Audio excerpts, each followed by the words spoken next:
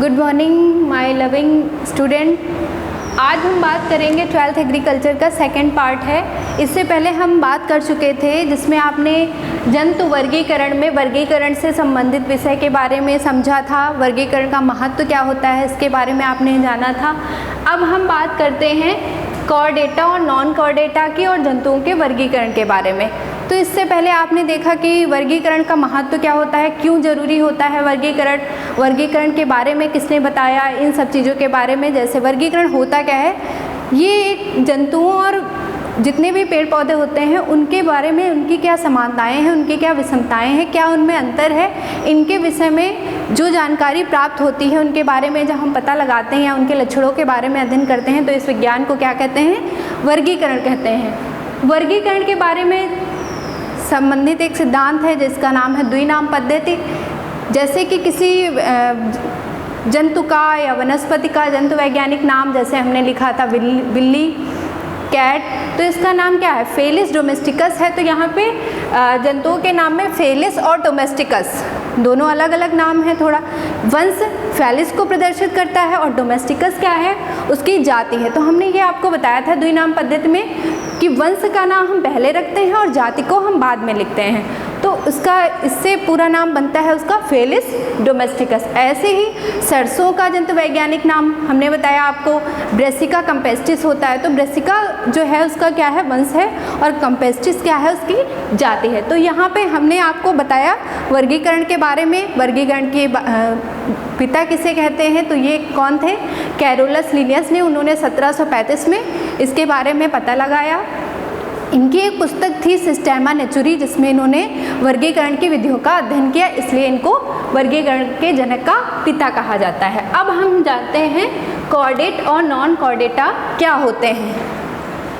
Chordata क्या होते हैं, जिनमें बैकबोन या नोटोकार्ड प्रेजेंट होती है। नोटोकार्ड क्या होता है, जैसे पृष्ठरज्जु, पृष्ठरज्जु क्या है, रीढ़ की हड्डी। तो ये क्या लिखा हुआ था, फर्स्ट नंबर पे लिखा हुआ है पृष्ठरज्जु उपस्थित होती है, अर्थात नोटोकॉर्ड प्रेजेंट होती है, उनको हम क्या कहते हैं, कॉर्डेटा कहते हैं। और पृष्ठरज्जु जिनमें नहीं पाई जाती उनको हम क्या कहते हैं, नॉन कॉर्डेट कहते हैं। अर्थात ऐसे जंतु जिनमें रीढ़ की हड्डी नहीं पाई जाती, नोटोकॉर्ड नहीं प्रेजेंट होता है, तो उन्हें हम क्या कहते हैं, नॉन कॉर्डेट कहते हैं, नॉन कॉर्डेटा वाले जंतु कहते हैं। अब दूसरे नंबर पे क्या आता है, कॉर्डेटा के अंतर्गत ऐसे जंतु आते हैं जो कि ग्रसनी भाग पर उनमें गिल छिद्र उपस्थित, श्वसन करते हैं जंतु, तो इसके लिए वो क्या, उनमें क्या उपस्थित होते हैं, गिल छिद्र उपस्थित होते हैं। जैसे मछली में क्या होते हैं, गिल्स होती हैं जिससे कि वो पानी के अंदर भी सांस लेती हैं। अब दूसरे स्टेप पे क्या है, नॉन कॉर्डेटा, श्वसन के लिए इनमें क्या होते हैं, गिल छिद्र नहीं पाए जाते, ये त्वचा से अपने सांस लेते हैं या शरीर के किसी अन्य भाग से श्वसन की क्रिया को कंप्लीट करते हैं। अगला पॉइंट क्या है, हृदय जो होता है कॉर्डेटा में पाया जाता है। हृदय जो है अधर भाग में, इनमें क्या होता है, 4 चैम्बर होते हैं, 4 कक्ष होते हैं जिनके नाम है दायां 2 भाग होते हैं, दायां और बायां। तो दायां आलिंद, बायां आलिंद, दायां निलय और बायां निलय। तो यहाँ पे ये क्या है, कॉर्डेटा के अंतर हो गए। कॉर्डेटा और नॉन कॉर्डेटा में क्या है, हृदय नहीं पाया जाता है, इनमें जो ब्लड का सर्कुलेट होता है वो खुला होता है। अगला है 4th पॉइंट है, रुधिर के आरबीसी में हीमोग्लोबिन पाया जाता है। रुधिर क्या होता है, रुधिर जो है जितने भी कॉर्डेट्स हैं उनमें पाया जाता है। उनके आरबीसी क्या होता है, आरबीसी का पूरा नाम होता है रेड ब्लड कार्पल्स, लाल रुधिर कणिकाएं क्या होती हैं, लाल रुधिर कणिकाएं होती हैं, जिनके अंदर जो है लाल रक्त बहता है। तो इनमें हीमोग्लोबिन होता है जिसके कारण जो कलर है ब्लड का वो लाल होता है। तो आरबीसी में क्या पाया जाता है, हीमोग्लोबिन पाया जाता है। क्या पाया जाता है, हीमोग्लोबिन, किसमें, कॉर्डेट्स में।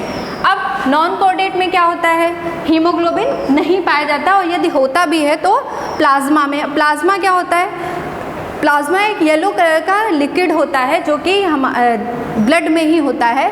ब्लड क्या होता है, जब क्लॉट जमता है तो उसका येलोइश जो भाग होता है वो बह जाता है, तो वही क्या होता है, प्लाज्मा होता है। तो यहाँ पे क्या है, नॉन कॉर्डेटा में क्या होता है, हीमोग्लोबिन नहीं पाया जाता, और यदि होता भी है तो कहाँ पाया जाएगा, प्लाज्मा में होता है। 5 पॉइंट क्या है, कॉर्डेटा में शरीर में उपांग जो हैं वो केवल जोड़ी में होते हैं। उपांग क्या होते हैं, हाथ हैं या पैर हैं, तो होंगे तो वो क्या होंगे, जोड़े में होंगे। और नॉन कॉर्डेट में क्या है, उपांग की संख्या जो है वो जोड़े में नहीं होगी या अधिक होगी, तो वो क्या होते हैं, नॉन कॉर्डेट्स होते हैं। तो यहाँ तक आपने समझा कि नॉन कॉर्डेटा और कॉर्डेटा में क्या डिफरेंस होता है। ये इंपॉर्टेंट भी है कि कॉर्डेटा और नॉन कॉर्डेटा में अंतर क्या होता है, इसके बारे में आपने अच्छे से जाना। अब हम बात करते हैं जंतुओं के वर्गीकरण के बारे में। जंतुओं के वर्गीकरण जो हम करते हैं, तो जंतु का वर्गीकरण जो है यहाँ पे करते हैं, तो सबसे पहले जो सूक्ष्म जंतु आते हैं जिनको हम जिस जगत में रखते हैं उसे हम क्या कहते हैं, प्रोटिस्टा।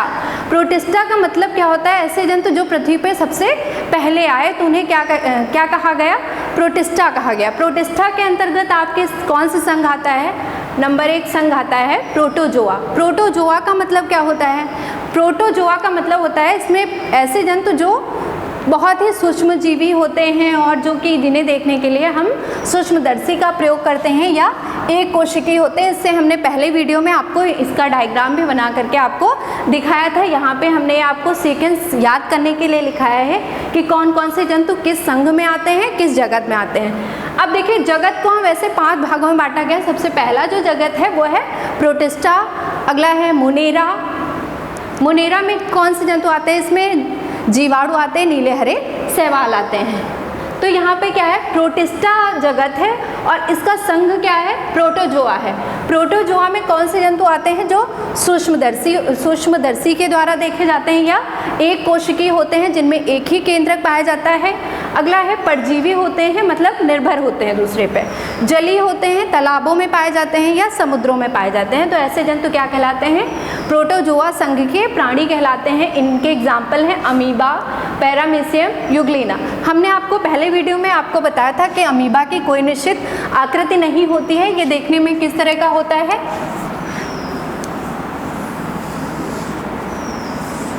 ये इस तरह का होता है, इसमें एक केंद्रक होता है। ये अमीबा ही एक ऐसा प्राणी है जिसे क्या है, अमरता का वरदान प्राप्त है। मान लेते हैं इस अमीबा को हम यहाँ से डिवाइड करते हैं, यहाँ से डिवाइड करते हैं, तो ये क्या है, जितने डिवीज़न होंगे तो वो क्या हो जाएगा, ये अपने केंद्रक से ही डिवाइड होगा। क्या होगा, अपने केंद्रक से ही डिवाइड होता है। तो मान लेते हैं हम इसको डिवाइड कर देते हैं केंद्रक से, 2 भागों में बांट देते हैं। तो ये कितने अमीबा बन जाते हैं, 2 अमीबा। एक आपका ये भाग बनाता है अमीबा का और दूसरा क्या है, ये भाग बनाता है। तो एक अमीबा जो है वो अपने कई अमीबा प्राणी जो है वो बना सकता है। तो यहाँ पे क्या है, ये आपको ये भी दिखाता है, ये किस तरह का एग्जाम्पल है, जनन का, अलैंगिक जनन का एग्जाम्पल है, जो कि एक संतान से ही अपनी कई संतानों को जन्म देता है। तो ये किस तरह के प्राणी आते हैं, इसमें अमीबा है। अब पैरामीशियम क्या होता है, पैरामीशियम का आकार जो है वो चप्पल के आकार का होता है, स्लीपर जंतु भी कहते हैं इसे। युग्लिना क्या होता है, युग्लिना में भी ऊपर स्पर्शक पाए जाते हैं जिससे कि वो चलन या गति करने में सहायक होता है। हमने आपको पिछले वीडियो में ये बताया था कि कौन कौन से जंतु किस तरह से गमन। तो ये जंतु जो हैं वो किस के एग्जाम्पल के अंतर्गत आता है, किस संघ के, प्रोटोजोआ संघ के। अब सेकंड क्या आता है, ये जो आपको दिखाया गया है ये क्या है, ये जगत है एनिमैलिया। इससे पहले हमने आपको मनुष्य का वर्गीकरण बताया, जिसमें हमने आपको बताया था कि मनुष्य किस जगत का प्राणी है, किस जगत का प्राणी है, बहुकोशिक है, मतलब बहुत कोशिकाओं से मिलकर के बना है। तो ये क्या है, एनिमैलिया के अंतर्गत आता है। इसी तरह से यहाँ से जितने भी संघ में आने वाले जंतु हैं वो आपके क्या कहलाएंगे, जगत एनिमैलिया में आपके आते हैं। कौन से जगत में आएंगे, एनिमैलिया जंतुक में आएंगे। और कैसे होते हैं, बहुकोशिकीय प्राणी होते हैं। नंबर 1 यहाँ पे आपने देखा पोरीफेरा लिखा हुआ है। पोरीफेरा में क्या होता है, ऐसे जंतु आते हैं, ये वैसे तो समुद्र में ये भी पाए जाते हैं। पोरीफेरा का मतलब क्या होता है, पोरी का मतलब होता है पोर्स, मतलब छिद्र वाले जंतु, छिद्र युक्त। फेरी का मतलब होता है धारण करना। तो ऐसे जंतु जो कि छिद्रयुक्त होते हैं वो किसके अंतर्गत आते हैं? पोरीफेरा के। तो पोरीफेरा जंतु में कौन से जंतु आएंगे? जिनमें छिद्र होते हैं। मतलब यहाँ पे आपको डायग्राम भी बनाया गया है किस तरह से ये जंतु हैं, इनमें छोटे छोटे छिद्र दिखाए गए हैं। इनको क्या कहा गया है? ऑस्ट्रिया कहा गया है। इन छिद्रों को क्या कहा गया है? ऑस्ट्रिया। और ये क्या होती है? इसकी बॉडी होती है, मतलब स्पंज की बॉडी है। इनका यहाँ पे मुख होता है, ऑरिकुलम इनको कहते हैं, ऑरिकुलम। ठीक है, तो यहाँ पे ये आपका किस एग्जाम्पल कौन सा है? पोरीफेरा संघ का उदाहरण क्या है? स्पंज है। तो स्पंज आप जनरल तौर पे ये भी देखते हैं, स्पंज का मतलब क्या होता है? जिसको दबाने पे वो पुनः क्या होता है? उसी आकृति में आ जाता है। तो इनको भी क्या कहते हैं? स्पंज। तो ऐसे जंतु क्या होते हैं? पुनः अपनी आकृति को दोबारा वही ग्रहण कर लेते हैं उनको दबाने पे।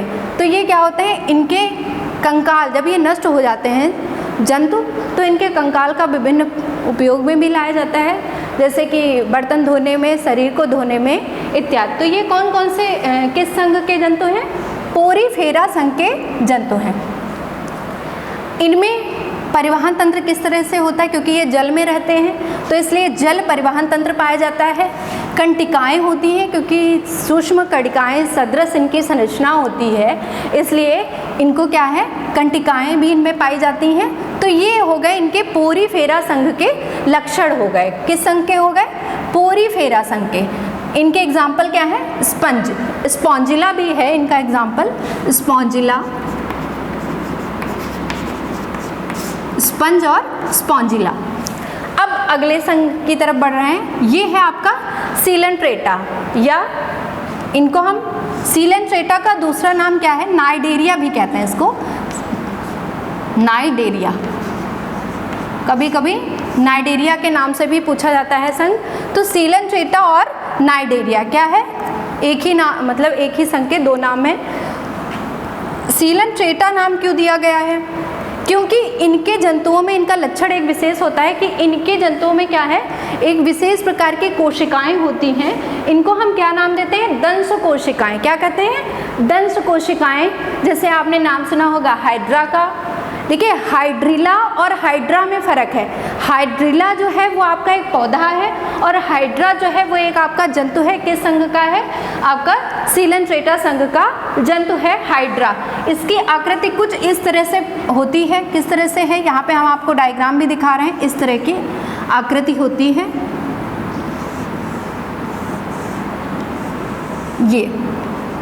ये हाइड्रा की इस तरह की कुछ आकृति होती है, इसलिए हाइड्रा और हाइड्रिला में फ़र्क है। ये हाइड्रा जो है वो आपका क्या है? जंतुक है, मतलब जंतुओं की वर्गीकरण में इसको रखा गया है। अब इसका लक्षण क्या हो गया? ये दंश कोशिकाएं इनमें पाई जाती हैं। सीलेंट्रेटा का ही दूसरा नाम क्या है? इसी संघ को हम दूसरे नाम से भी नाइडेरिया नाम से भी जानते हैं। अब यहाँ पे क्या है? हाइड्रा और जेलीफिश इसके उदाहरण है। हाइड्रा और जेलीफिश। जेलीफिश भी इस तरह की कुछ आकृति होती है जेलीफिश की। यहाँ से ये कहाँ पाई है? ये भी क्या है? समुद्री जंतु में होते हैं। तो ये क्या है? हाइड्रा और जेलीफिश जो है वो इनके एग्जाम्पल हैं। अब अगला संघ आता है, कौन सा संघ है? प्लेटीहेल्मिन्थीस। अब जैसे कि नाम से ही स्पष्ट हो रहा है, प्लेटी का मतलब क्या होता है? चपटे, और हेल्मिन्थीस का मतलब होता है जंतु। ऐसे जंतु जो कि चपटे होते हैं उनको हम किस में रखते हैं? प्लेटीहेल्मिन्थीस संघ में रखते हैं। यहाँ पे आपको दिखाया भी गया है, इनका लक्षण भी होता है कि इनमें आने वाले जो जंतुक हैं वो कैसे होते हैं? चपटे होते हैं। आकृति में किस तरह से होते हैं? एक फीते के आकार के और चपटे। यहाँ पे देखिए हमने डायग्राम भी बनाया है कि ये आपका जो है वो चपटे क्रमी होते हैं इसके अंतर्गत। अब इनका जो है ये ऊपर शीर्ष होता है और ये जो है इनका ये टेल होता है, ये पूंछ होती है इसकी। ठीक है, तो इनमें आने वाले जो हैं उदाहरण कौन से हैं? फीता क्रमी इसके एग्जाम्पल हैं। प्लेटीहेल्मिन्थीस संघ है और इसका एग्जाम्पल क्या है? फीता क्रमी है। ठीक है, इसमें आपका अगला एक और आता है, लीवर फ्लूक भी आता है। लीवर फ्लूक, लीवर फ्लूक भी आता है। अब अगला संघ है निमेटोडा। देखिए निमेटोडा संघ जो है इसका दूसरा नाम है, इस संघ को हम दूसरे नाम से भी जानते हैं, जैसे कि हमने आपको पिछला वाला अभी एक यहाँ पे सिलेंट्रेटा संघ बताया, इसका नाम दूसरा है नाइडेरिया। इसी तरह से निमेटोडा जो संघ है उसका नाम है स्कैहेलमिन्थीज, कहीं कहीं पे आपका नाम इसका दिया हुआ है स्कैहेलमिन्थीज। क्या नाम है? स्कैहेलमिन्थीज।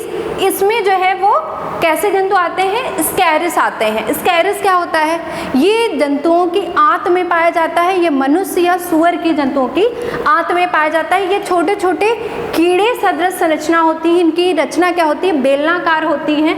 जब बच्चे छोटे होते हैं तो उनकी आंत में इनकी संख्या काफ़ी बढ़ जाती है, उसके लिए आपके चिनोपोडियम का तेल है इत्यादि वैक्सीन जो हैं ये बताई जाती हैं। ये बच्चों के छोटे बच्चों के गंदगी से फैलते हैं, छोटे बच्चों के जैसे वो मिट्टी में बैठते हैं, इसलिए उनमें क्या है? स्कैरिस की संख्या भी कभी कभी अधिक हो जाती है। अब ये कौन सा संघ है? निमेटोडा। इसका हमने नाम क्या बताया? दूसरे उसका स्कैहेलमिन्थीज। इसका दूसरा नाम क्या है? स्कैहेलमिन्थीज। इसमें आने वाले जंतुओं के लक्षण कौन कौन से होते हैं? ये ऐसे जंतु, इनमें बेलनाकार होते, इनका शरीर जो है वो बेलनाकार होता है, शरीर खंड युक्त होता है, खंडों में डिवाइड होता है, और इसका जो है एग्जाम्पल क्या है? स्कैरिस है। तो देखिए यहाँ तक आपने कौन से संघ? एक प्रोटोजोआ, दूसरा पोरीफेरा आपने पढ़ा, इसमें एनिमेलिया में आता है ये। सिलेंट्रेटा आपने पढ़ा, प्लैटीहेलमिन्थीज पढ़ा, निमेटोडा इसका नाम दूसरा क्या है? स्कैहेलमिन्थीज। अब यहाँ पे क्या है? ऐसे जंतु इसमें बेलनाकार शरीर होता है, खंडयुक्त होते हैं, इनके एग्जाम्पल क्या होते हैं? स्कैरिस। अब देखिए यहाँ तक तो आपने अभी क्लियर कर लिया, अभी कुछ और संघ बाकी हैं जो कि आपको अगले वीडियो में हम आपको कवर कराएंगे। तो यहाँ तक के लिए आपको बहुत कायदे से एग्जाम्पल सहित आपको याद रखना है और उनके डायग्राम को भी बना करके देखना है कि इस संघ के कौन से जंतु जो हैं वो किस तरह के होते हैं। तो यहाँ पे आपको ये क्लियर हो गया होगा। Thank you class.